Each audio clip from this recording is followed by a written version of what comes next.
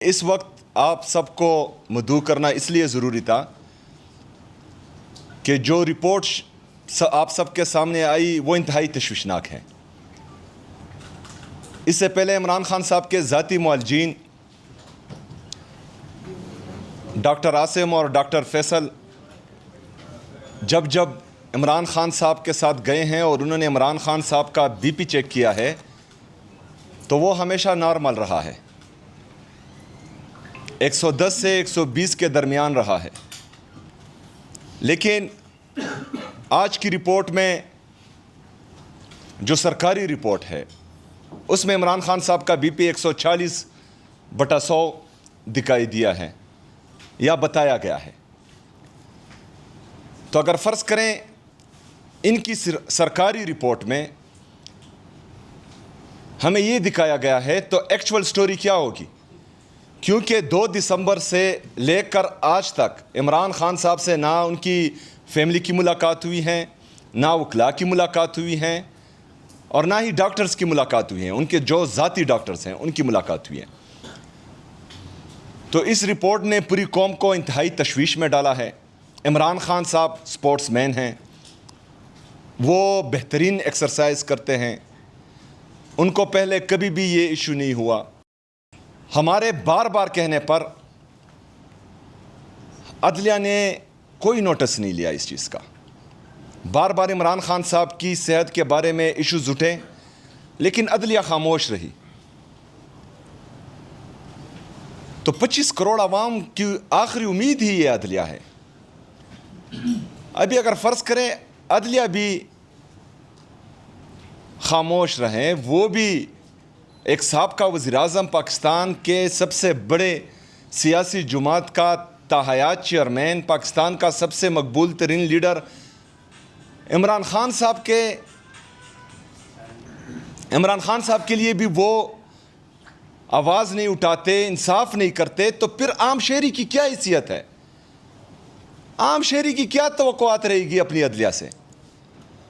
اور جب عدلیہ ہی انصاف نہیں کرے گا تو پھر عوام انصاف اپنے ہاتھ میں لے گی، اور جب عوام انصاف کرتی ہے تو وہ پھر بہت خطرناک انصاف ہوتا ہے۔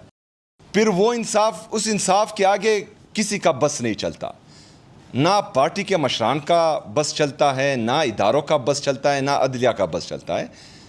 تو عوام کو انصاف لینے سے پہلے عدلیہ کو تھوڑا سوچنا ہوگا کہ وہ کس طرف جا رہے ہیں۔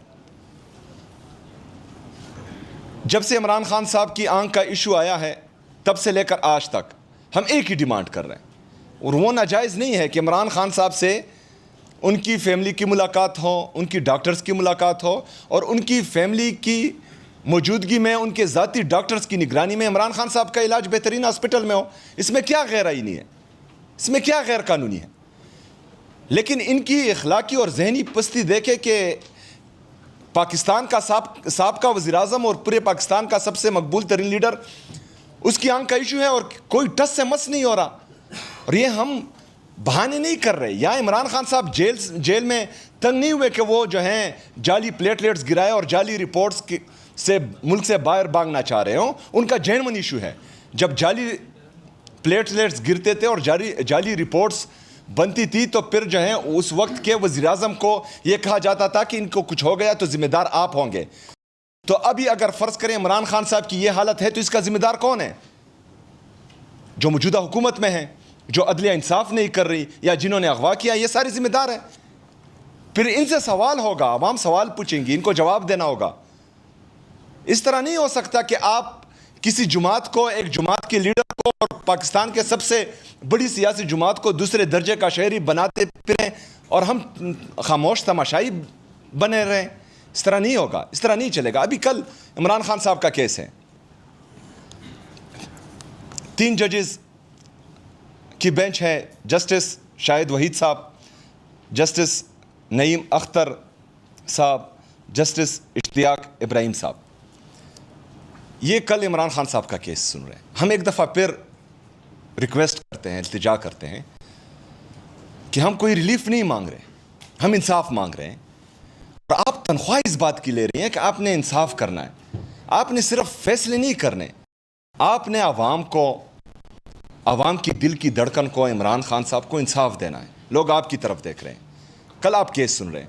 ہمارا آج بھی وہی مطالبہ ہے کہ عمران خان صاحب کا علاج ان کی فیملی کی موجودگی میں، ان کی ذاتی ڈاکٹرز کی نگرانی میں اور بہترین ہاسپٹل میں ہو جس پر وہ مطمئن ہو. تو کل عمران خان صاحب سے ملاقات کا دن بھی ہے، وکلاء کی ملاقات کا اور فیملی کی ملاقات کا. ہم یہ بھی مطالبہ کرتے ہیں کہ کل یہ ملاقات ہونی چاہیے، کیونکہ ہمیں انتہائی تشویش ہے. یہ جو سرکاری رپورٹ جمع ہوئی ہے، ہمیں حقیقت کا پتہ نہیں ہے کہ اندر عمران خان صاحب کے ساتھ انہوں نے کیا کیا ہے. اور قوم کو اعتماد میں صرف اور صرف ان کی فیملی ہی لے سکتی ہے.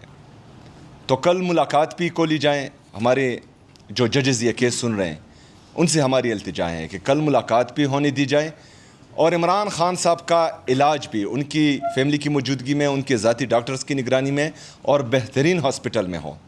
تو یہ ہمارا مطالبہ ہے آج کا. شکریہ.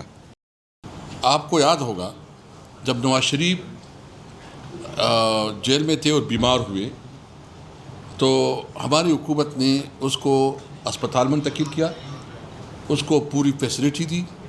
جتنا وقت وہ ہسپتال میں رہا اس کی حوالے سے ہم نے کوئی اس میں حکومت نے کوئی رکاوٹ نہیں ڈالی.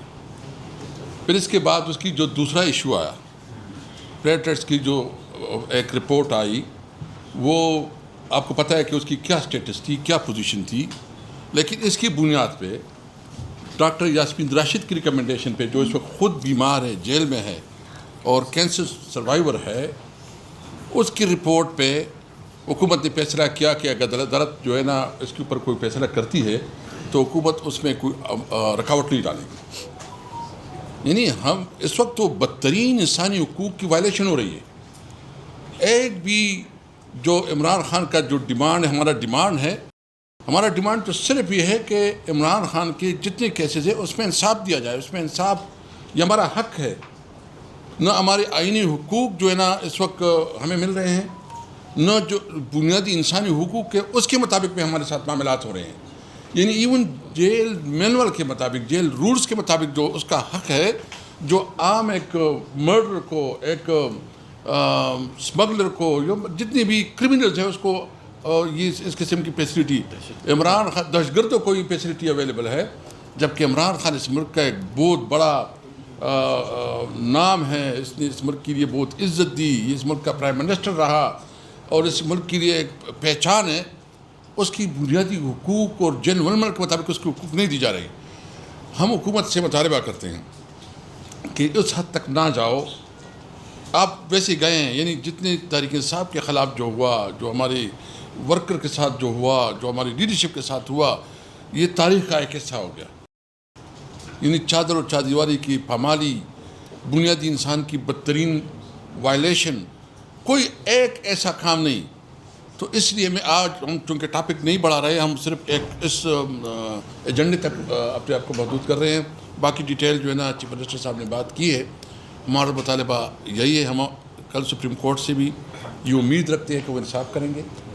اور سپریم کورٹ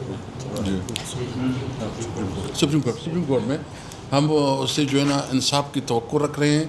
اور یہ عدالتوں کے لیے بھی امتحان ہے، اور یہ عام پبلک کا اعتماد اگر بحال کرنا ہے تو کل کا فیصلے میں وہ ہمیں امید ہے کہ وہ انصاف دیں گے. باقی اگر آپ کی کوئی کوشچن ہو تو وسیم صاحب.